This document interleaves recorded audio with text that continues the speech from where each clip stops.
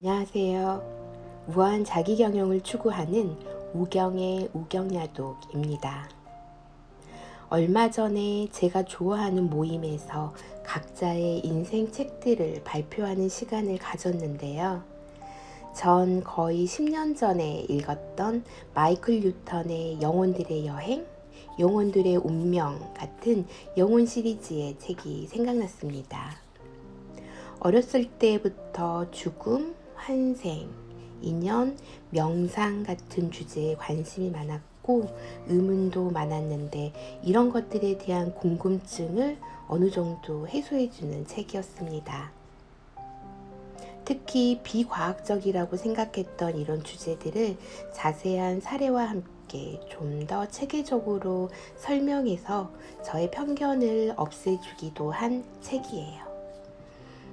특히 인생의 고난은 나의 영혼의 숙제려니 받아들이게 만든, 또 내 자신을 토닥여주기도 한 그런 책 중에 하나입니다. 그래서 오늘은 이 책을 여러분들께 소개해드리겠습니다.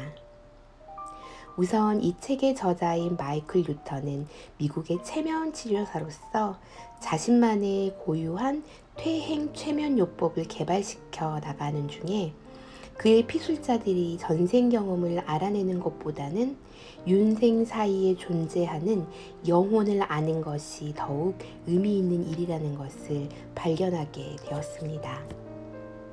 그가 쓴 영혼 세계에 대한 책들은 수년간에 걸친 연구 결과로서 영혼 세계에서의 우리 삶을 알 수 있습니다.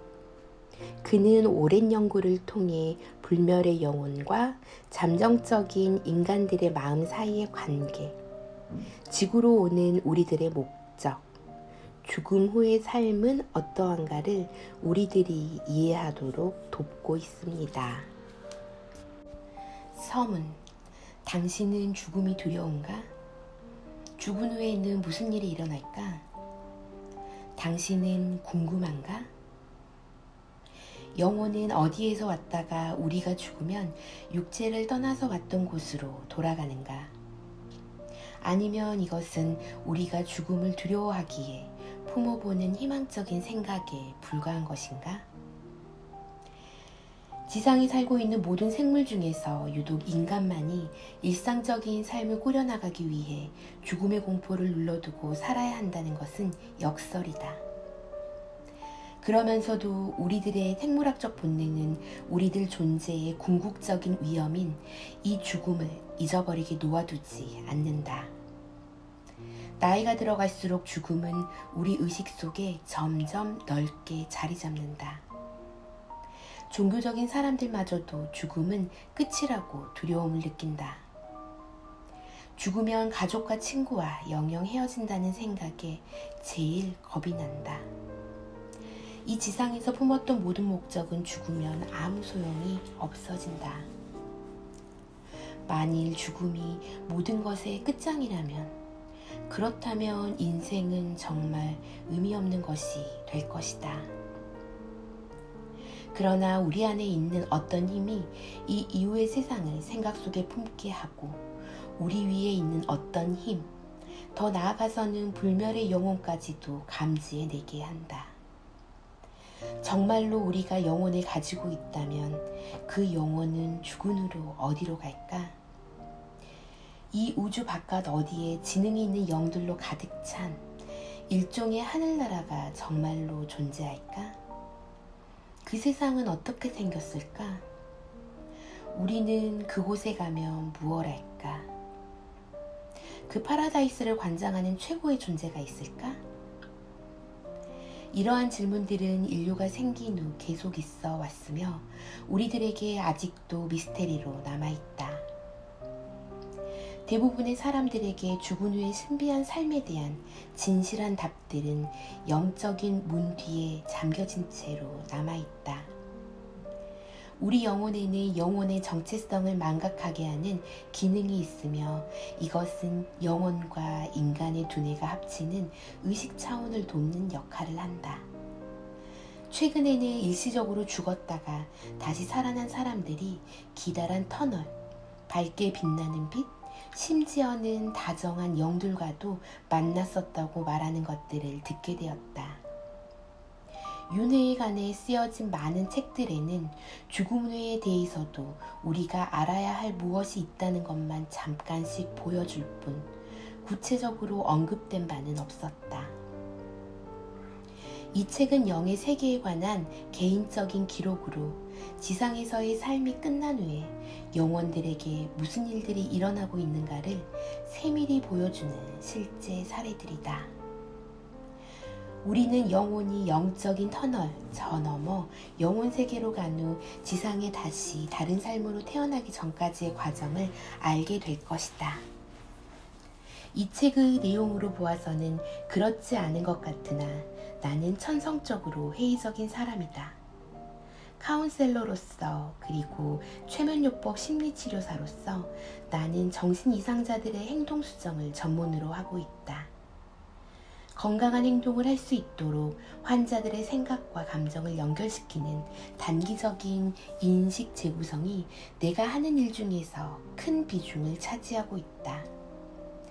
어떠한 정신적인 문제도 상상에서 나온 것이 아니라는 전제 아래 나는 환자들과 함께 환자들의 믿음에서 나오는 의미와 기능과 결과를 끄집어낸다.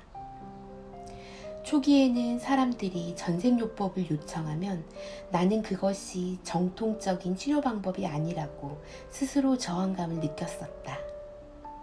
사람들을 괴롭히는 기억들이나 어린 시절 고통의 근원을 캐기 위해 환자를 최면에 들게 할 때 나는 전생까지 캐는 방법은 정통적이 아니며 임상적 요법도 아니라고 느꼈다.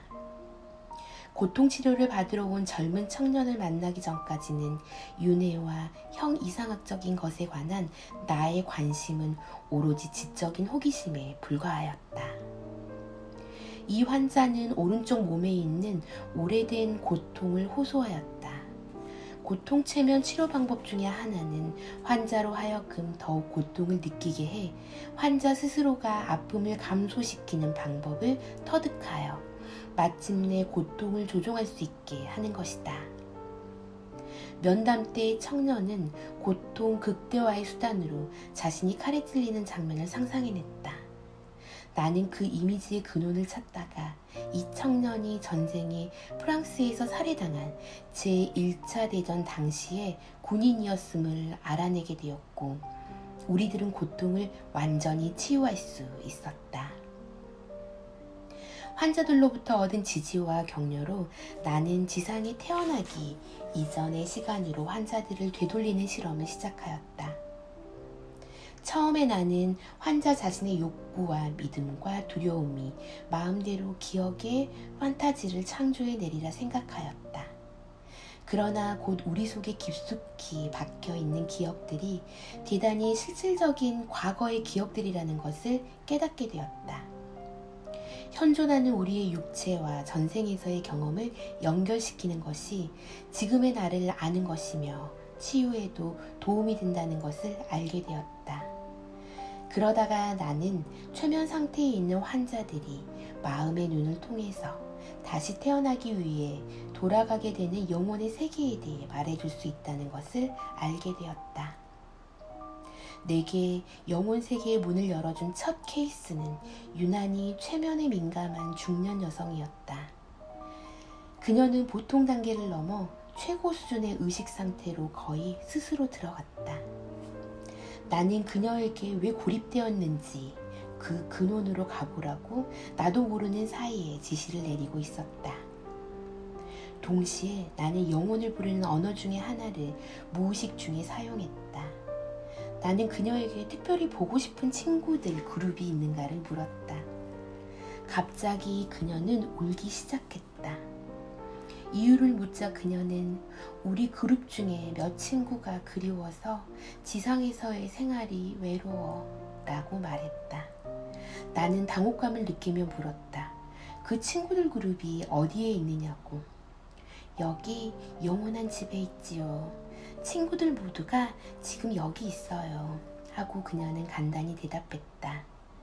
그녀를 보낸 후 녹음된 테이프를 들으면서 영혼의 세계를 찾아내는 것은 전생 퇴행의 연장이라는 것을 깨닫게 되었다. 전생에 관한 책은 많았어도 영혼으로서의 삶을 얘기하거나 영적인 회상을 적절하게 끌어내는 방법에 대해 쓴 책을 나는 찾아내지 못했다. 내 자신이 그것을 해보기로 마음을 먹고 사람들을 통해 영혼의 세계로 들어가는 기술을 습득했다. 지상에서 살았던 전생들을 살펴보는 것보다 영혼의 세계에서 그들이 어떤 곳에 있었는가를 찾아내는 것이 훨씬 더 의미 있는 일이라는 것도 알게 되었다. 최면을 통해 영혼을 만나는 일이 어떻게 가능할까? 중심이 같은 세계에 온 그 안에서 점점 작아지는 원들로 마음이란 것을 그려보기 바란다. 제일 바깥에는 비평적이고 분석적인 사고의 원천인 의식의 마음이 자리 잡는다. 그 다음 층에는 이 생과 또 모든 전생 동안 우리에게 일어났던 일들이 기억되어 있어 최면을 걸어 끌어낼 수 있는 잠재의식의 층이 있다.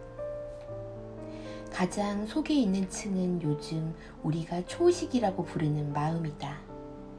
이 층은 우리 자신의 보다 높은 힘을 표현하는 가장 높은 중심이 된다. 초의식 속에는 전생에서 우리가 가지고 살았던 많은 육체들의 기억이 있다. 초의식은 어떤 층이라고 하기보다 영원 그 자체인지도 모르겠다. 초의식의 마음은 지혜이고 바르게 보는 시선 자체이며 죽음 후의 삶에 대해 정보를 얻어내는 지적인 에너지의 근원이다. 진실을 밝혀내기 위하여 최면을 사용하는 것은 얼마나 신빙성이 있을까? 최면 상태에 든 사람은 꿈을 꾸는 것도 아니며 환각에 사로잡힌 것도 아니다. 우리는 연속적인 상황으로 꿈꾸지 않으며 유도된 최면 상태에서는 환각을 일으키지도 않는다. 최면 상태에 든 사람의 뇌파는 깨어있는 베타 상태에서 명상적인 알파 단계로 그리고 또 여러 단계의 세타 영역으로까지 떨어진다. 세타 상태는 최면이지 잠이 아니다. 우리는 수면 중에 잠재의식 상태로 떨어져 꿈을 꾸고 메시지를 받는 최종 델타 상태로 간다. 델타 상태는 혼수 상태가 아니며 메시지를 보내고 받아들일 수 있는 모든 채널이 열려있는 상태이다.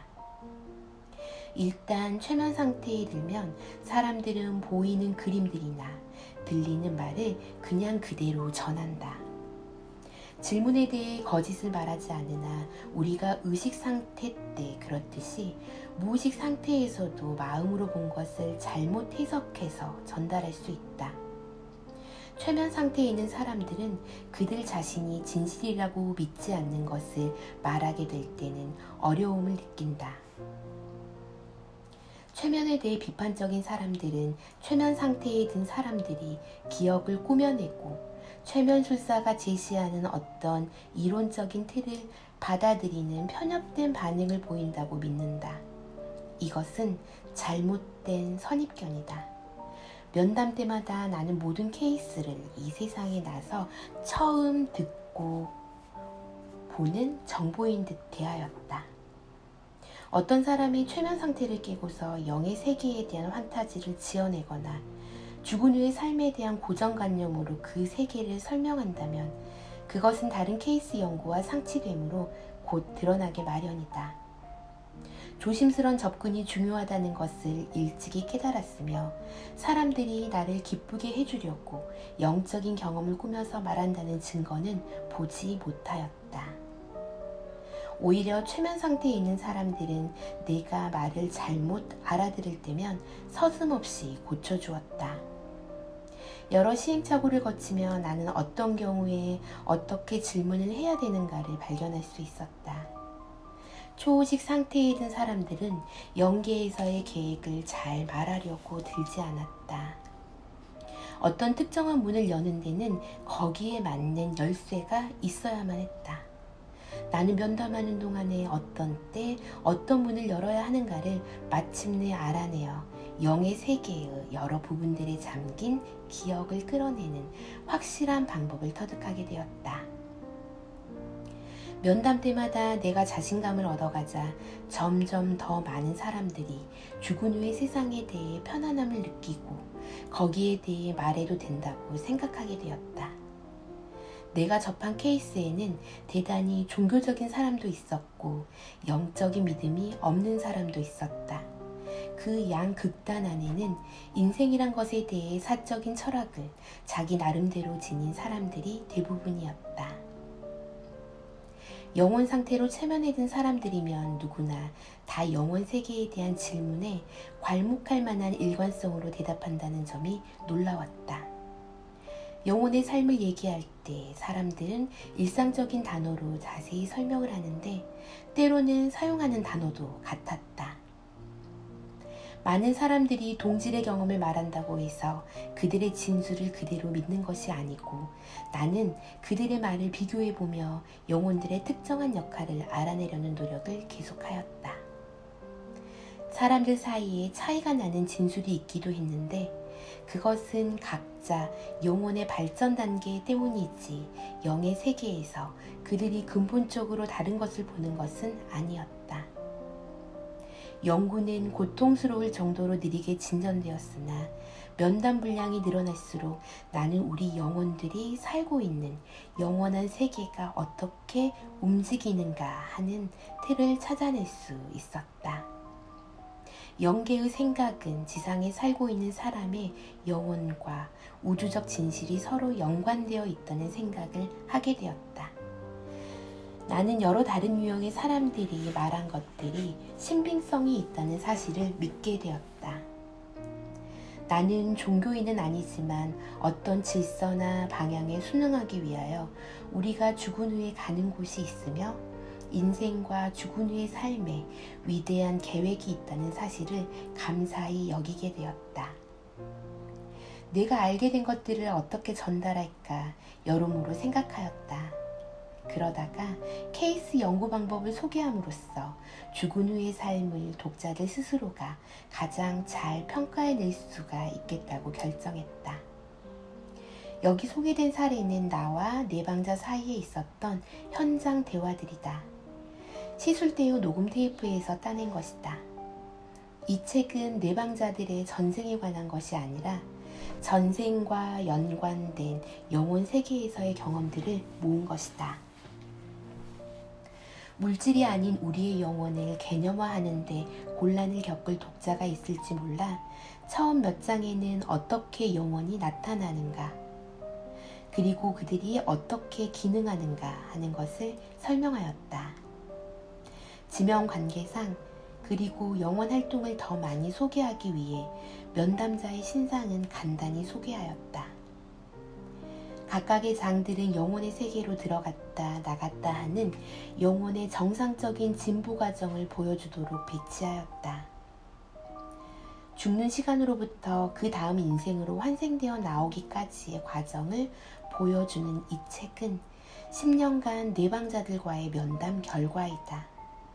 우선 놀랐던 것은 최근의 전생보다 먼 전생의 죽은 후의 세계를 부분적으로 기억해내는 사람들이 있다는 것이었다. 그런데 무슨 이유에서인지 내방자 중에 누구도 이 책에 나오는 영혼 과정 전부를 순서대로 기억하는 사람은 없었다. 내방자들은 영적인 삶의 어떤 면모는 꽤 생생하게 기억해내면서도 어떤 부분은 그저 몽롱하기만 했다. 29가지 사례가 있음에도 불구하고 영적 세계에 대해 내가 모은 정보들을 총망라해서 독자들에게 전달할 수가 없다는 것을 나는 알았다. 그래서 여기 나온 29가지 사례만이 아니라 더 많은 사례들에서 세부사항을 보충하였다. 독자들은 때때로 나의 질문이 너무 집요했다고 느낄지 모르겠다. 최면요법에서는 내방자를 어느 선상에 유지시키는 것이 중요하다. 영적인 차원에서 일할 때는 전생 퇴행 때보다도 강도 높은 수능이 요구된다. 최면 상태 때 내방자들은 흔히 마음을 풀어놓고서 흥미로운 장면들이 벌어지는 것을 구경한다. 때로 영혼으로서 겪는 과거의 경험들을 즐기느라고 그들은 본 것에 대해 얘기하기를 멈추고 나더러 말 좀 그만하라고 하기도 한다. 나는 어떤 형태의 얽매이기보다 다정하려 했으나 보통 한 번의 면담에 3시간은 쉽게 가고 그동안에 알아내야 할 것은 너무 많았다. 사람들은 먼 곳에서 나를 보러 오는데 면담 시간이 길어지면 집으로 돌아가지 못하기도 하였다. 면담이 끝난 후 사람들 얼굴에 어리는 경외심을 보는 것이 내겐 대단한 보람이었다. 영혼의 불멸성을 실제로 접해본 사람들은 자신에 대해 새로운 이해와 힘이 깃듦을 느낀다. 사람들을 최면에서 깨우기 전에 어떤 기억은 남도록 나는 암시를 주기도 한다. 영계의 생활에 대한 지식과 천체들에서 육체를 가지고 살았던 것을 알게 된 사람들은 생에 대한 강한 방향 감각과 에너지를 얻는다. 마지막으로 나는 죽음에 대해 가졌던 여러분의 선입견에 이 책이 충격적으로 다가갈지도 모른다는 것을 얘기해야 하겠다. 여기 나온 내용은 여러분의 철학이나 종교적인 믿음에 위배될지도 모른다. 이미 가지고 있던 의견이 강화되는 독자도 있을 것이다. 어떤 사람들에게는 이것이 공상과학 스토리를 연상시키는 주관적인 얘기들로 보일 수도 있겠다. 여러분의 의견이 무엇이든 여기 나온 사례의 사람들이 죽은 후에 삶에 대해 말했던 것을 가지고서 모두가 인류의 휴머니티라는 것을 한 번쯤 반추해 보았으면 한다. 책의 목차는 서문 1. 죽음 그리고 떠남 2. 영의 세계로 가는 길 3. 귀향 4. 격리된 영혼 5. 오리엔테이션 6. 가는 도중 7. 배치 8. 우리들의 안내자 9. 어린 영혼 10. 중간 영혼 11. 앞서가는 영혼 12. 환생의 선택 13. 새로운 육체의 선택 14. 출발의 준비 15. 새로운 탄생 결론 역자 후기로 구성되어 있습니다. 저는 이 중에서 영혼의 세계에 대해서 묘사한 부분이 되게 흥미로웠는데요. 이 부분을 잠깐 낭독해 드리도록 하겠습니다. 피술자들이 최면 상태에 이르면 나는 습관적으로 그들 영혼의 색상에 대해 묻는다. 영혼의 세계 그 자체가 흰빛에 둘러싸여 있는 것은 차치하고 피술자들은 그곳에 있는 대부분의 영혼이 흰빛을 띠고 있다고 말하기도 하였다. 상아빛깔이나 회색은 발전하는 과정에 있는 영혼을 의미하였다. 영혼의 연기는 그런 기본 색상의 붉은빛이나 황색 또는 푸른빛깔과 섞이게 된다. 흔히들 노란빛이나 푸른빛과 뒤섞여 있는 초록빛을 보게 되기도 한다. 내가 피술자들과의 대화에서 들은 영혼의 색상에 관한 것이 설사 가설이라고 하여도 나는 어떤 유사점을 본다. 하늘에 있는 냉각된 별에서 발산되는 빛의 에너지는 붉은빛과 오렌지빛을 합해 놓은 것 같은데 보다 뜨거운 별에서 보이는 빛깔은 노란빛이나 청백색이다. 온도는 다른 주파수를 가진 스펙트럼이 이루는 가시적인 빛의 파도에 영향을 미친다. 인간의 눈은 그런 빛의 굴곡을 엷은 빛깔에서 어두운 빛깔에 띠로 보게 된다. 영혼의 에너지 빛은 수소나 헬륨 같은 원소들과는 아무런 연관이 없을지도 모른다. 하지만 아마도 전자기 같이 더 높은 에너지의 장에서는 관련이 있을 것이다. 아마도 모든 영혼의 빛깔은 지혜와 동화되어 화합을 이루는 영혼의 진동에 영향을 받는 것 같다. 어떤 면에서 양자 물리학은 우주가 진동하는 주파에 의해 이루어졌음을 암시하기도 한다. 그 진동하는 파장은 제각기 다른 파장으로 뒤섞이는 물체의 덩어리들에 영향을 준다. 빛과 운동, 소리, 그리고 시간은 모두 지구의 공간에서 서로 연관을 갖게 된다. 나는 내가 면담한 피술자들을 통해 그런 연관이 영혼의 세계에서도 존재한다는 것을 알게 되었다. 결국 나는 영적이거나 육적인 의식이 모두 빛의 에너지를 주고받는다는 결론을 갖게 되었다. 영혼의 연기는 개개인이 자아내는 진동의 파장에 의해 결정된다고 나는 믿는다. 영혼으로서 우리가 뿜어내는 빛의 밀도나 색상, 그리고 형태는 지혜나 사고의 힘에 비례한다. 그리고 그 사고나 지혜의 힘은 우리가 발전을 이룰수록 더 강한 빛의 밀도를 이루게 된다. 개개인의 에너지 형태는 우리 자신이 누구인가 하는 것을 알게 할 뿐 아니라 타인을 치유하는 능력이나 우리 자신을 쇄신하는 능력을 알려주기도 한다. 최면에 걸려있는 사람들은 색상으로 영혼을 묘사한다. 특히 떨어진 곳에 있어 형태가 잘 보이지 않을 때 더 그렇다. 내가 다루어 온 사례를 통해 알게 된 것은 보다 앞선 영혼들은 빨리 움직이는 푸른 에너지의 형태로 보인다는 것이다. 또 가장 밀도가 강한 에너지는 보랏빛을 뿜는다고 하였다. 지구에서 눈으로 볼 수 있는 빛의 잔영 중에서는 청보라색이 가장 짧은 파장을 지니며 눈에 보이지 않는 자외선을 내뿜고 에너지를 상승시킨다. 만약 색상이나 밀도가 지혜를 반영하는 것이라면 더 급이 낮은 파장을 지닌 흰빛이나 황색빛을 발산하는 영혼들은 밀도가 낮은 진동 에너지를 지닐 것이다.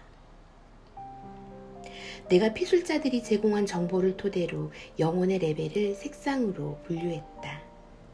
첫 번째 종렬은 영혼의 영적 레벨이나 배움의 단계를 말한다. 마지막 종렬은 안내자가 될 수 있는 경우나 또 그런 자격으로 다른 영혼들을 도울 수 있는가 하는 것을 밝힌다. 안내자에 관한 것은 다음 장에서 좀 더 상세히 설명할 것이다. 배움은 우리가 영혼으로 창조되었을 때부터 시작된다. 그리고 처음 환생할 때부터 배움은 쌓여간다. 또 환생이 거듭될수록 지혜는 자라간다.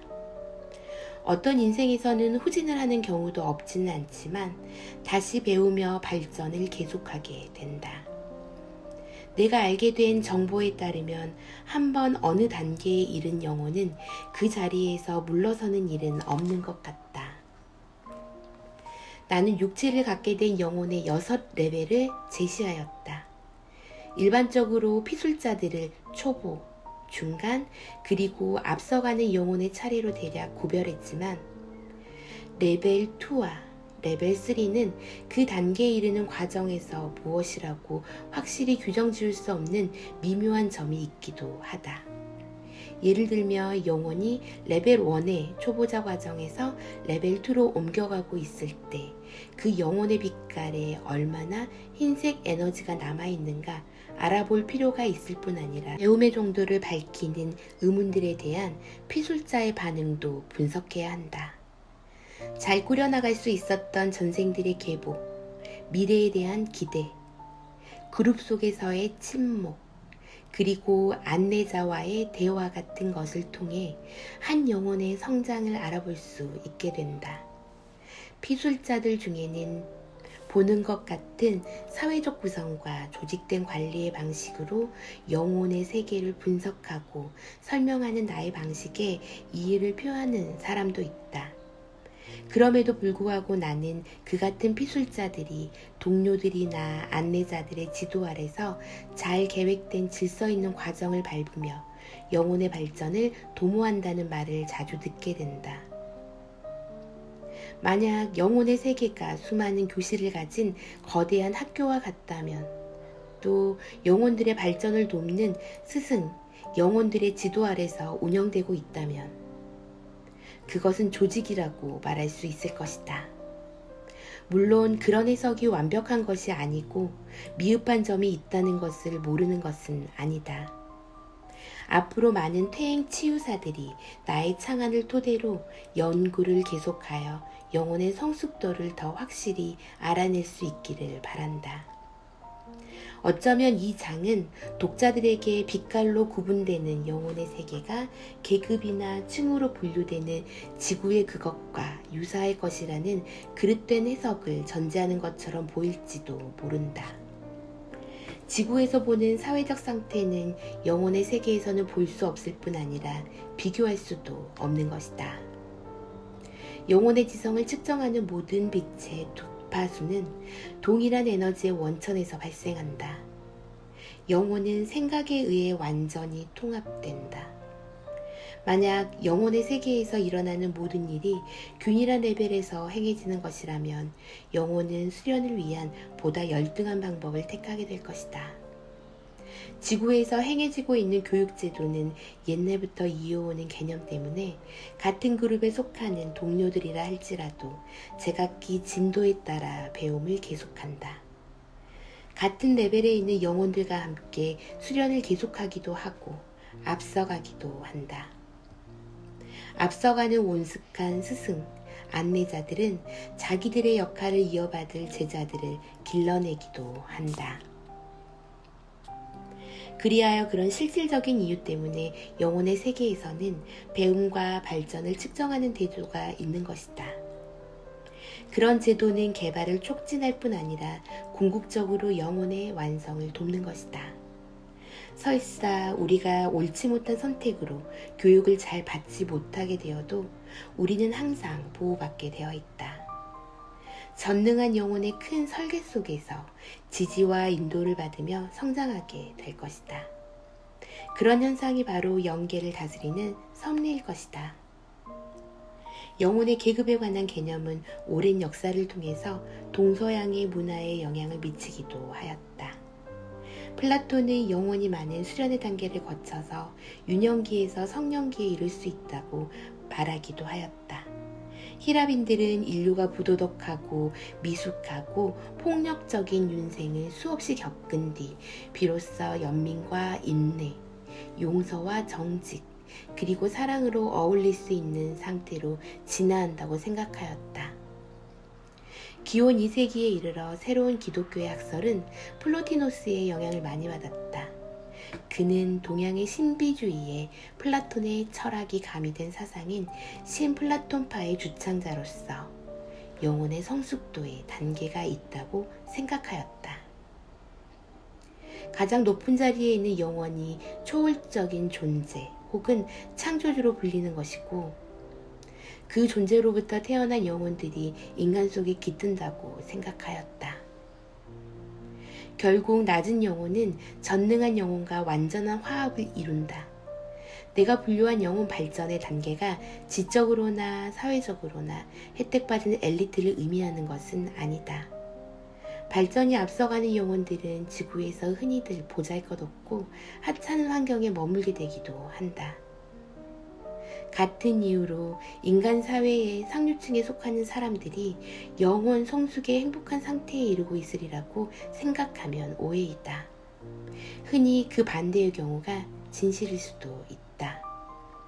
영혼 발전을 위한 배치로 볼 때 그룹으로 나누어지는 방법이 효과적이고 중요한 역할을 한다고 나는 믿는다.